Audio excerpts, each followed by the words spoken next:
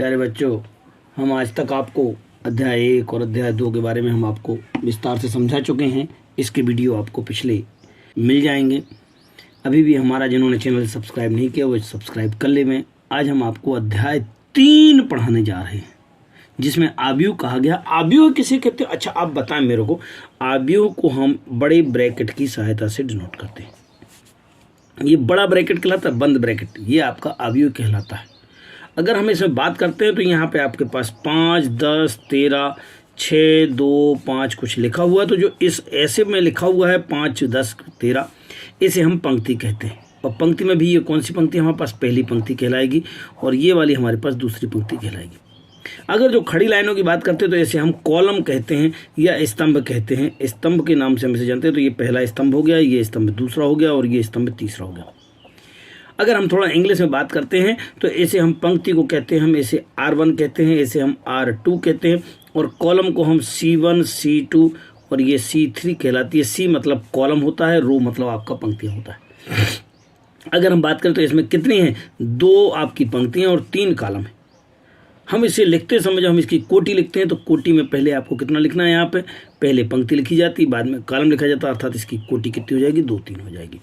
पहले क्या लिखा जाता है? पंक्ति लिखी जाती है, आप समझ लेवें, और बाद में आपको कॉलम लिखना है। जैसे हम इसको लिख देते हैं, ये इसका क्या कहलाता है? इसकी कोटि कहलाती है। आव्यूह की परिभाषा कुछ इस प्रकार से है कि आव्यूह संख्याओं या फलनों को एक आयताकार क्रम विन्यास है। इन संख्याओं एवं फलनों को आव्यूह के अवयव या प्रविष्टियां कहते हैं। ये जो इसके अंदर लिखे थे ये क्या कहलाते हैं? इसके अवयव कहलाते हैं। इसके अवयव कितने हो जाएंगे? 1, 2, 3, 4, 5, 6। इसके अवयव कितने हो जाएंगे? 6 हो जाएंगे। और इसे प्रायः जो है जो आव्यूह होता है इसे बड़े कोष्ठक में लिखा जाता है और कैपिटल लेटर के द्वारा इसको डिनोट किया जाता है। अगर हम इनके अक्षरों की बात करते हैं तो ये जो आपके पास हैं इनको हम A11 कहते हैं। किसको? इसको A11 कहते हैं, इसको A12 कहते हैं। A21 है और A22 है, A31 है और A32 है। अर्थात ये इसकी पोजीशन को बताता है। क्या बताता है? कि इसका जो एड्रेस है वो एड्रेस कितना है? A11 ये कहलाता है, A12 ये कहलाता है। यदि मैं एक और बनाना चाहूँ तो आपके पास बना सकता हूँ A11, A12, A13, A21, A22, A23, A31, A32, A33। That means क्या निकला है? आपके पास ये उसका एक एड्रेस होता है। इनको हम क्या कहते हैं? अवयव बोलते हैं या एलिमेंट बोलते हैं। एलिमेंट में अगर हमने कहा कि इसका एड्रेस क्या है, यहाँ पर जो रखा है दूसरे नंबर पर लिखा है, यह पहली पंक्ति के दूसरे कॉलम पर है। उसका एड्रेस पहली पंक्ति के दूसरे कॉलम पर है। अर्थात इसका एड्रेस कितना हो जाएगा? इसका एड्रेस हो जाएगा 1, 2। अगर मैं इससे कंपेयर करके बताता हूँ कि मुझे आप इस वाले में आप बताइएगा 3, 2 कितना है, तो 3, 2 कितना हो जाएगा? 5 हो जाएगा, क्योंकि ये तीसरी पंक्ति के दूसरे अवयव में, दूसरे कॉलम में है। इस प्रकार से हम इनके एड्रेस ज्ञात कर सकते हैं और इसे जो है ना हम कैपिटल लेटर से प्रदर्शित करते हैं। अब हम आव्यूहों के प्रकार के बारे में चर्चा करते हैं। तो आव्यूह जो है ना कई प्रकार के होते हैं। स्तंभ आव्यूह, पंक्ति आव्यूह, वर्ग आव्यूह, विकर्ण आव्यूह, आदेश आव्यूह और तत्समक आव्यूह तथा शून्य आव्यूह। अभी हम आपको स्तंभ आव्यूह के बारे में बताते हैं। स्तंभ आव्यूह किसे कहते हैं? जो कि सीधी एक खड़ी लाइन में लिखे गए हों सभी अवयव, वो स्तंभ आव्यूह कहलाते हैं। यदि मैं A बराबर बात करता हूँ तो यहाँ पे 2, 3, 4 कुछ इस प्रकार से होता है। अर्थात ये कितना बन गया? ये 3/1 का बन गया है, जिसमें आपकी ये वाली कोटि 1 हो तो इसे हम क्या कहते हैं? आपका स्तंभ आव्यूह कहते हैं। पंक्ति आव्यूह की यदि बात करते हैं तो यहाँ पे यदि B बराबर मैंने लिया है 1, 2, 3, 4 और ये 5 कुछ इस प्रकार से ले लिया है, ये कितना कहलाएगा? 1/5 का कहलाएगा। अर्थात इसमें पहला वाला 1 होता है, दूसरा वाला कुछ भी हो सकता है, तब इसे हम क्या कहते हैं? पंक्ति आव्यूह कहते हैं। इसको हम कोटि कहते हैं और कोटि को M और N की सहायता से डिनोट करते हैं। यहाँ N बराबर 1 था और यहाँ पे M बराबर 1 था, यहाँ पे N बराबर 1 था और यहाँ पर M बराबर 1 था। अब हम आपको एक और नए आव्यूह बताएंगे, वर्ग आव्यूह, जिसमें M और N का मान बराबर होता है। अर्थात ये दोनों कोटियाँ दोनों बराबर हो जाती हैं। ये 3/1 था तो ये 3/3 होगा, या 2/2 होगा। इस प्रकार के आव्यूह को हम क्या कहते हैं? वर्ग आव्यूह कहते हैं। यहाँ हम उदाहरण की सहायता से देख सकते हैं, ये 3/3 का था, ये 2/2 का था। अर्थात ये दोनों इक्वल हैं। अर्थात ऐसे में भी 3 है और ऐसे में भी 3 है। रो भी 3 और कॉलम भी 3 है। यहाँ पे रो भी 3 है, रो 2 है और कॉलम भी 2 है। तब इस प्रकार के आव्यूह कहलाते हैं, आपके एक वर्ग आव्यूह कहलाता है। अदेश अवयव किसे कहते हैं? वह अवयव जिसके विकर्ण के अवयव तो समान होते हैं और शेष अवयव कैसे होते हैं? शून्य होते हैं। अर्थात विकर्ण में आप देख सकते हैं यहाँ पे अवयव समान है, जो भी है 3 लिखा तो 3 3 है सभी में, बाकी अवयव शून्य है। यहाँ पे भी आप देख सकते हैं कि विकर्ण में अवयव समान है, 2 2 2 हैं, बाकी सभी अवयव शून्य है। इस प्रकार के अदेश अवयव कहलाते हैं। विकर्ण अवयव किसे कहते हैं? विकर्ण अवयव में विकर्ण में तो अवयव होते हैं और शेष अवयव कैसे होते हैं? शून्य होते हैं। अर्थात विकर्ण में कुछ भी हो सकता है लेकिन बाकी अवयव कैसे होते हैं? शून्य होते हैं। इस प्रकार के अवयव को हम विकर्ण अवयव कहते हैं। अगला जो था वो था तत्समक अवयव। तत्समक में क्या होता है? वह अवयव जिसके विकर्ण में केवल एक अवयव ही होते हैं वह सभी क्या कहलाते हैं? तत्समक अवयव कहलाते हैं या आइडेंटिटी अवयव कहलाते हैं। इसको हम कैपिटल आई की सहायता से डिनोट करते हैं। शून्य अवयव किसे कहते हैं? वह अवयव जिसमें सभी अवयव कैसे होते हैं? शून्य होते हैं, वह जो है ना शून्य अवयव कहलाता है। जैसे ये 0 है, इसमें जितने भी अवयव 2/2 का है, 4 अवयव है, सारे के सारे 0 है, इसमें भी 0 है। ये सभी प्रकार के अवयव कैसे होते हैं? इसके 0 होते हैं। अगला सवाल कहता है आपका अवयव ए बराबर आपको इस प्रकार से दिया गया है और इसकी कोटियां निकालना। कोटियां मैं पहले बता चुका हूं कि इसको जो लिखते हैं 1 1 1 2 1 3 1 4 2 1 2 2 2 3 2 4 इस प्रकार से हम लिखते हैं। तो यहाँ पे कितना आएगा? 3 4 आ जाएगा। तो इसकी कोटि कितनी हो जाएगी? 3 4 हो जाती है। इसकी कोटि कितनी हो जाएगी? 3 4 की कोटि हो जाएगी। पहले रो और बाद में कॉलम, अर्थात पहले हम क्या लिखते थे? पंक्ति लिखते थे और बाद में हम स्तंभ लिखते थे। इस प्रकार को हम बिल्कुल ध्यान से रखेंगे कि किस प्रकार से इसको करते थे। अवयवों की संख्या निकालना तो इन दोनों का मल्टीप्लाई कर लेते हैं तो 3 4 या 12 हो जाएगा। अब वो कह रहा है कि इनके अवयवों का मान ज्ञात कीजिएगा, अर्थात 1 3। तो 1 3 कहाँ होता है? A11 A12 A13। A13 कहाँ है? यहाँ पे 19 है, तो आपका आंसर 19 हो जाएगा। A14 A21 है, ये दूसरी लाइन में है, तो दूसरी लाइन के पहले स्तंभ में, तो A21 का मान 35 हो जाएगा। A22 ओ A23, तो A23 का मान कितना हो जाएगा? 5/2। A23 5/2। A24 दूसरी लाइन का चौथा अवयव, ठीक है ना। तो A24 कितना है? 12 हो जाएगा। यहाँ पे A31 इसको पढ़ते हैं, A32 A33 कितना है आपके पास? -5 है। और A34 इस प्रकार से हम इनके अवयवों को हम आपको समझाने का प्रयास कर रहे हैं। प्रश्न क्रमांक 2 में पूछा गया है कि यदि अवयव में 24 अवयव है तो उसकी कोटियां क्या होती हैं? तो हमको 24 को कुछ इस प्रकार से लिखना कि कोई 2 नंबर ऐसे सर्च करना कि उनका गुणा करने में 24 आ जाए। देखते हैं हम। 1 × 24 बराबर भी 24 होता है, 2 × 12 भी 24 होता है, 12 दूनी 24, 3 8 24, 6 चौको 24। इनको पलट करके देखते हैं तो 6 चौको 24, 8 3 24, 12 दूनी 24 और 24 एकम 24। अब इनको हम क्रम से लिखने का प्रयास करते हैं कैसे भी करके। तो आपकी ये सब कोटियाँ कहलाएंगी कि 1 24, 2 12, 3 8, और इनको हम पलट कर देते, ये इसकी कोटियाँ कहलाती हैं। इसी प्रकार से प्रश्न क्रमांक यदि हम 3 में बात करते हैं तो प्रश्न क्रमांक 3 में भी 18 की कोटियाँ निकालना। तो 18 को हम कैसे लिखते हैं? 1 × 18 और 18 × 1। यदि हम और आगे बढ़ें तो 2 × 9, अर्थात 2 नाम 18, 9 दूनी 18। अगर हम और बढ़ते हैं तो 3 18 और 6 3 18। जबकि अवयव यदि 5 है तो उसकी केवल 1-2 प्रकार से कोटियाँ लिखी सकते हैं, क्योंकि 5 × 1 5 एकम 5 और 1 पंचे 5, और किसी प्रकार से 5 आता ही नहीं गुणा करने में। इसी प्रकार से 13 भी चूंकि अभाज्य संख्या, जो अभाज्य संख्याएं होती हैं उनकी केवल 2 ही कोटियाँ होती हैं, 1 × नंबर या नंबर × 1। ये अभाज्य संख्याओं की केवल 2 ही कोटियाँ होती हैं, और जो भाज्य संख्याएं वो जितने से ज़्यादा विभाजित होंगी उनकी कोटियाँ उतने प्रकार से हो सकती हैं। प्रश्न क्रमांक 4 में स्पष्ट रूप से कहा गया है कि एक 2/2 का अवयव की रचना करना है। अब 2/2 का अवयव किसे कहते हैं? ये 2 पंक्तियां हो और 2 कॉलम हो, इसे हम 2/2 का कहते हैं। इस अवयव की रचना के जो अवयव होते हैं वो A11 A12 A21 और A22 होते हैं। हमको जो पहला क्वेश्चन दिया है AIJ बराबर है I + j का होल स्क्वायर अपॉन 2। यहाँ पर आपको 1 1 निकालना, मतलब I = 1 है और j = भी 1 है। आप यहाँ पे I की जगह 1 + 1 अपॉन में 2 का होल स्क्वायर डालेंगे। ये 1 और 1 2 हो जाएंगे, 2 का स्क्वायर = ये 4/2 = 2 बन जाएगा। अगली स्टेप में यदि हम बात करते हैं, यहाँ पे 1 2 डालना, तो 1 और 2 डालना, I की जगह 1 और j की जगह 2 डालना है। सो 1 + 2 का होल स्क्वायर, यहाँ ध्यान देखते हैं कितना हो गया? 3 का स्क्वायर बटे में 2, अर्थात ये कितना हो गया? 9/2 के लिए आपके पास ये I = 2 और j = 1 हो जाएगा। तो यहाँ पे 2 और 1 डालना है तो कितना हो जाएगा? 2 + 1 का होल स्क्वायर अपॉन में 2। अगर आप गौर करते हैं, ये चूंकि स्क्वायर लगा वो केवल ऊपर वाले में लगा है, नीचे नहीं है आपके पास, अर्थात I + j का होल स्क्वायर अपॉन 2 वाला क्वेश्चन है आपका। अब आप यहाँ पे क्या करेंगे, ये बन जाएगा 3 का स्क्वायर अपॉन में 2 इज इक्वल टू 9 अपॉन में 2। यदि 2 डालना है, कितना डालना है, 2 लेना है, तो यहाँ पे भी 2 और यहाँ पे भी 2, तो 2 प्लस का 2 का होल स्क्वायर अपॉन में 2, इन दोनों को प्लस कर देंगे, कितना हो जाएगा 4 का स्क्वायर अपॉन में 2 इज इक्वल टू 4 4 जा 16 अपॉन 2 इक्वल टू कितना आ जाएगा 8 आ जाएगा।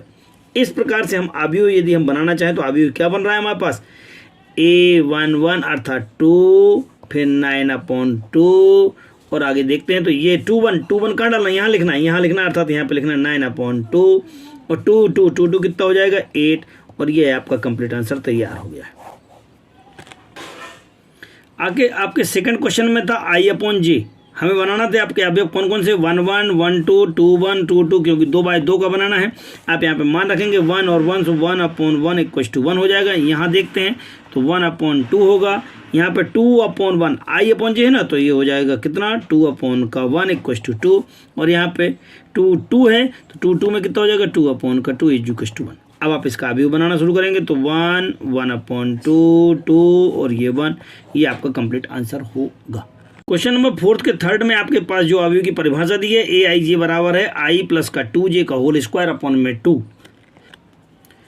अवयवों की परिभाषा से हम आपको बता चुके हैं कि इनका नाम जो है ना 1 1 1 2 2 1 2 2 होता है, क्योंकि ये पहली पंक्ति में इसलिए 1 पहले आएगा, जब दूसरी पंक्ति में जाएंगे तो यहाँ पे 2 पहले आएगा, पहले कॉलम में होगा तो यहाँ 1 बाद में आएगा, दूसरे कॉलम में होगा तो यहाँ पे 2 आएगा। अब हम यहाँ पे मान निकालने का प्रयास करते हैं। सो 1 1 का मान निकालना, अर्थात I की जगह 1 और J की जगह 1 डालना। सो 1 प्लस का 2 इंटू 1 का होल स्क्वायर अपॉन में 2, ये बन जाएगा 1 प्लस का 2 का होल स्क्वायर अपॉन 2 अर्थात 3 का square upon 2 is equal to 9 upon 2।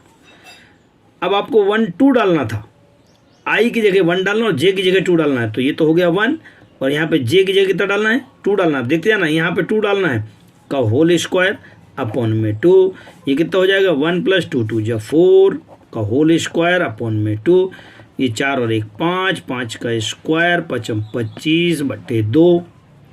अब अगला जो निकालना 2 1, तो 2 1 यहाँ 2 डालना और यहाँ 1 डालना, तो यहाँ पे 2 हो गया है और ये 2 इंटू 1 का होल स्क्वायर अपॉन में 2, यहाँ पे 2 1 बन जाएगा का होल स्क्वायर अपॉन में 2, 2 और 2 4, 4 का स्क्वायर बटे 2, 4 चौको 16/2 बराबर 8 के। यदि ये 2 का मान निकालना है तो यहाँ भी 2 डालना और यहाँ भी 2 डालना है, दोनों में 2 डालना है, तब कितना हो जाएगा ये 2 प्लस 2 इंटू 2 का होल स्क्वायर अपॉन में 2, ये तो 2 हो गया आपका, ये 2 दूनी 4 बन जाएगा का होल स्क्वायर अपॉन में 2 के, 4 और 2 6 का स्क्वायर। अब जब 6 का स्क्वायर कितना हो जाता है 36 बन जाएगा, सो 36/2 अर्थात कितना आ जाएगा 18। तो हम अवयव की यदि हम परिभाषा निकालना चाहें तो अवयव क्या बन रहा है हमारे पास, ध्यान से देखते जाना, ये बन रहा है 9 अपॉन 2, ये बन रहा है 25 अपॉन में 2, फिर है आपके पास 8 और 18। इस प्रकार से हम कह सकते हैं कि आपका ये आंसर होगा। इसमें लिखा हुआ है कि एक 3/4 की एक रचना कीजिए, 3 गुणे 4 के अवयव की एक रचना करना है, जबकि परिभाषा में लिखा हुआ है AIJ बराबर 1/2 मॉड ऑफ माइनस का 3I प्लस का J। अच्छा, आप अपन ये देखते हैं कि 3 4 किसे कहते हैं। 3 4 कुछ इस प्रकार का अवयव होता है जो कि A1 1 1 2 1 3 1 4, क्योंकि इसमें 4 हैं, आपके पास कॉलम कितने हैं 4 हैं और पंक्तियाँ कितनी हैं 3 है, तो 1 2 3 और ऐसे में 4 1 2 3 4, तो इसमें बने हुए अवयव कहलाएंगे आपके पास 1 3 4 के आपके बने हुए अवयव कहलाएंगे। आपको मान किसका निकालना 1 1 1 2 1 3 1 4, 2 1 2 2 2 3 2 4 के और 3 1 3 2 3 3 3 4 का मान निकालना। अगर हम पहली पट्टी में बात करते हैं A11 की, तो 1 1 की वैल्यू निकालने का प्रयास करते हैं, तो अभी हमारे पास था 1/2 परिभाषा में माइनस का 3I प्लस J, I की जगह 1 डालना और J की जगह 1 डालना, 3 1 कम 3 माइनस का प्लस का 1, इनको सॉल्व किया माइनस का 2, माइनस 2 का मोड कैसा हो जाता है प्लस का होता है, अतः ये और ये कैंसिल होकर के बना जाएगा। इसी प्रकार से 1 2 का अगर कैलकुलेशन करते हैं तो 1/2 यहाँ पे आपको कितना डालना है 2 डालना है, तो माइनस का 3 2, इसको सॉल्व करेंगे 1/2 आ जाएगा। 1 3 डालना है आपको, यहाँ पे अब इस बार 3 डालना है, 3 डालेंगे 3 में से 3 गया 0 आ जाएगा। 1 4, तो ये 4 डालना है, यहाँ पे 4 में से 3 गया 1, 1/2।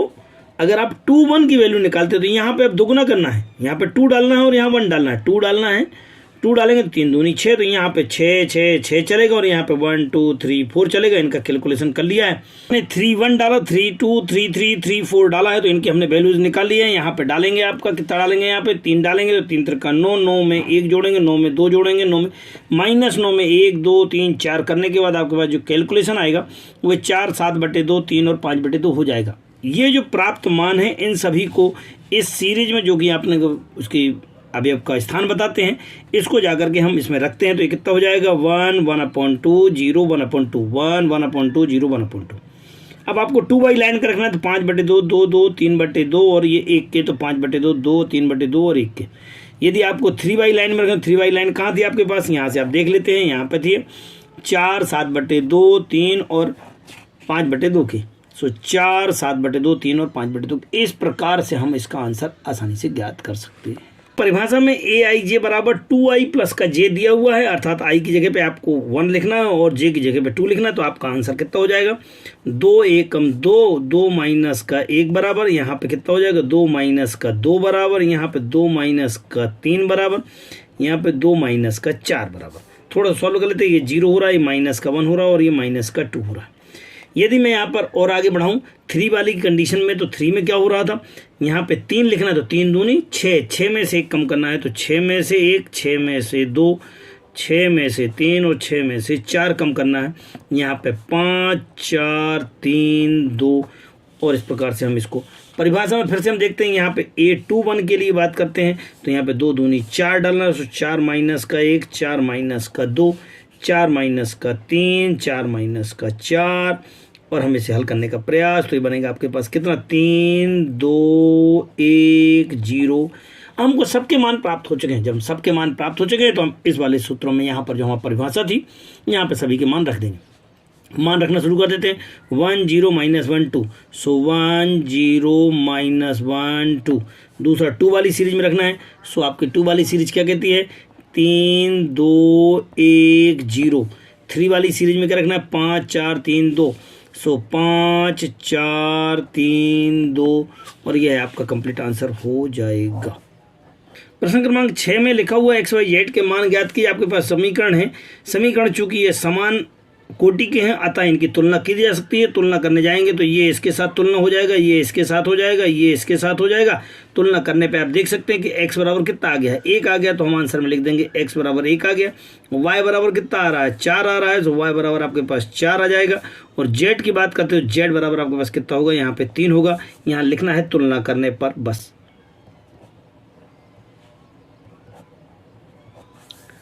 पुनः यदि हम सेकंड क्वेश्चन की बात करते हैं तो सेकंड क्वेश्चन में आप ध्यान देते हैं कि क्या था आपकी तुलना करने पे, ये पहला अवयव पहले के बराबर, दूसरा अवयव दूसरा, ये वाला ये इसके साथ और ये वाला इसके साथ कंपेयर करना शुरू कर देते हैं। अगर हमने जैसी तुलना की है तो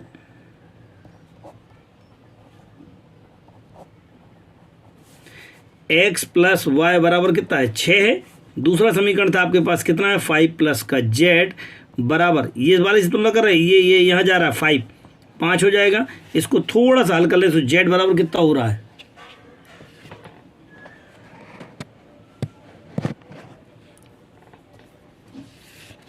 अगर z बराबर बात करते हैं तो ये और ये दोनों कैंसिल हो रहे, तो z बराबर कितना आ गया 0। एक आंसर तो आपको मिल गया है। अब x प्लस वाई बराबर 2 है और x इंटू वाई बराबर x प्लस वाई बराबर कितना है 6 है, x इंटू वाई बराबर 5 है, x इंटू वाई बराबर 5 है। अब इन दोनों समीकरणों को आपको हल करने का प्रयास करना। तो कैसे हल करते हैं ध्यान देते हैं। यहाँ से यदि हम y का मान निकाल ले तो y बराबर कितना हो जाएगा 6 माइनस का x बनेगा। ये मान जा करके हम यहाँ पे रख देंगे y का, तो वहाँ पर जो समीकरण बनेगा उसको देखते हैं कैसे। यहाँ पे था x इंटू वाई बराबर 5 था, तो x इंटू वाई का मान कितना है 6 माइनस का x इक्वल टू 5 के। स्पीड से सॉल्व करना शुरू करेंगे। 6x माइनस का x स्क्वायर माइनस का 5 इक्वल टू 0। चिन्ह बदल करके थोड़ा घटती हुई क्रम में लिख देंगे। फिर आप इनके गुणनखंड कर देंगे। 6 के गुणनखंड करेंगे तो 5 एकम 5 और 5 और 1 6 हो जाएगा। सो x स्क्वायर माइनस का 5x माइनस का 1 धन का 5 बराबर 0 के। यहाँ पे आप दोनों दो दो पेयर बनाएंगे। x कॉमन आने पे कितना हो जाएगा x माइनस का 5 माइनस का 1 कॉमन, x माइनस का 5 बराबर 0। अतः x माइनस का 5 बराबर 0 और एक बार x माइनस का 1 बराबर 0। यदि यहाँ पे देखते हैं तो x बराबर एक बार तो 5 आ गया है और एक बार x बराबर कितना आ गया है, 1 आ गया है यहाँ से जाकर के। अब y का मान निकालना है। सो y के मान कितने हो जाएंगे, y का मान अगर आप 5 रखते हो तो यहाँ पे y का मान 6 में से 5 गया, कितना हो जाएगा, 1 आ जाएगा। और यदि आप 1 रखते हैं तो y बराबर कितना हो जाएगा, 5 हो जाएगा। लेकिन z बराबर आपके पास सदैव के लिए कितना है, यहाँ पे भी 0 और यहाँ पे भी z बराबर 0 है। इस प्रकार से हम कह सकते हैं कि हमको ये आंसर प्राप्त हो चुका है। यहाँ हम तुलना करते हो, तुलना करने पर पाते हैं कि x plus Y plus Z बराबर कितना हो जाएगा, 9 हो जाएगा। पहले की तुलना, दूसरे की तो ये x प्लस का z बराबर आपके पास 5 हो जाएगा और y प्लस का z बराबर कितना हो जाएगा, 7 हो जाएगा। यदि आप इनको आसानी से देखते हैं तो यहाँ पे आपके पास x प्लस जेड का मान कितना दिया, 5 दिया है।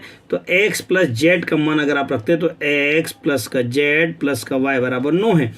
x प्लस जेड कितना था, 5 था, तो आप 5 प्लस का y बराबर 9, अर्थात y बराबर इसको वहाँ ले जाएंगे और कितना आ जाएगा आपके पास, 4 आ जाएगा। जब आपके पास y बराबर आ गया तो यहाँ जा करके रख देंगे। ये वाला मान कहाँ रखना है, यहाँ पे रखना है। सो y कितना है, 4 प्लस का z बराबर कितना है, 7 के। जब 7 रखेंगे 4 वहाँ ले जाएंगे तो z बराबर कितना हो जाएगा, 7 माइनस का 4 या z बराबर 3 बन जाएगा। जैसे हमको z मिलेगा तब जा करके आप इसमें मान रख देंगे। आप इसमें मान रखेंगे तो कितना हो जाएगा, z का मान कितना है, 3, तो x प्लस का 3 बराबर है 5 के, या x बराबर कितना हो जाएगा, ये 3 वहाँ जाएगा, बचेगा 2 के। अतः हम कह सकते हैं कि x बराबर 2 है, y बराबर 4 और z बराबर आपके पास 3 है। इस प्रकार से आपका आंसर प्राप्त हो। प्रश्न क्रमांक 7 में लिखा हुआ तुलना करके देखना है और x और a और b c का मान ज्ञात करना है। तो a b c का मान ज्ञात करने के लिए पहले से तुलना की, तो a माइनस का b बराबर माइनस का 1, 2a प्लस सी, तो 2a प्लस सी दूसरे का दूसरा अवयव अर्थात 5, तीसरे का तीसरा अर्थात 2a माइनस का b इक्वल टू 0 के, चौथे का चौथा अर्थात 3c plus d equal to 13 के। अब इनको थोड़ा सॉल्व कर लेते हैं, इधर ले जाएंगे। सो कितना हो जाएगा, b इक्वल टू आपके पास 2a बन रहा है, अगर आपको दिमाग में आ रहा हो। ये वाला मान जाकर के हम यहाँ रख देंगे। सो a माइनस का b की जगह कितना रखना है, 2a। So 2a is equal to minus का 1। जैसे आपके पास ये वाला मान आ गया अर्थात इन दोनों को सॉल्व करेंगे। सो माइनस का a इक्वल टू माइनस का 1, a बराबर कितना मिल गया आपको, 1 मिल गया। अगर आप a का मान वापस आप इस पे रखते हैं सो आपके पास b इक्वल टू कितना है, 2a है, अर्थात 2 into 1, that means b equal to कितना हो जाएगा, 2 हो जाएगा। अब आपको a का मान मिल गया, b का मान मिल गया। प्राप्त a के मान को आप यहाँ रख देंगे। सो कितना है, 2 इंटू 1 प्लस का c इक्वल टू 5 के, 2 एकम 2, 2 उधर ले जाएंगे तो c इक्वल टू 5 माइनस का 2, या c बराबर आपके पास कितना आ जाएगा, 3 आ जाएगा। c का मान यहाँ रखेंगे तो कितना हो जाएगा, 3 इंटू में 3 प्लस का d इक्वल टू 13 के, ये 3 3 का 9, तो d बराबर कितना हो जाएगा, d बराबर हो जाएगा 13 माइनस का 9, तो d बराबर आपका हो जाएगा 4। इस प्रकार से आपके पास कह सकते हैं कि a बराबर 1, b बराबर 2, c बराबर 3 और d बराबर 4 आंसर आपको प्राप्त हुआ। हमने आपको पूर्ण प्रयास किया गया है। ये वीडियो आपको अच्छा लगा होगा। अभी भी जिन्होंने हमारा चैनल सब्सक्राइब नहीं किया वो ज़रूर सब्सक्राइब कर लेंगे। आपको लगातार हमारे वीडियोस आगे आपको प्राप्त होते रहेंगे। ज़्यादा से ज़्यादा छात्रों को शेयर करें। सहयोग के लिए धन्यवाद।